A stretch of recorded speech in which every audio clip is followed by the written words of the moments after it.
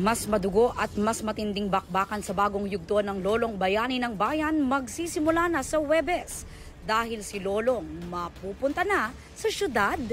Ang totoo nga niyan, kahit po ang aming title, iibahin ho natin from Lolong Bayani ng Bayan, ngayon Lolong Pangil ng Maynila na siya.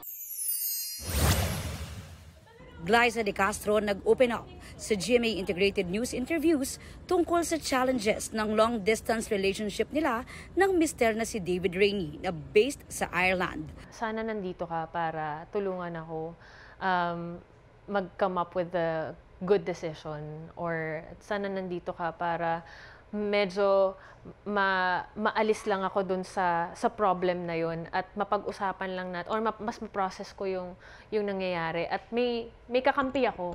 Paano naman kaya niya hinahandle ang tampuhan? Wala, hindi na lang ako magka-callback. Ganun ako. Nung umpisa pa lang, ganun ako. Pero natutunan ko na kapag may tampuhan kayo, kailangan mong i-deal with. Miss Universe 2024 Victoria Telvig bibisita sa Pilipinas. Si Victoria ang first ever Miss Universe mula sa Denmark. South Korean A-list star na si Song Joong-ki first time ding bibisita sa bansa sa Mayo. Aubrey Carampel nagbabalita para sa GMA Integrated News.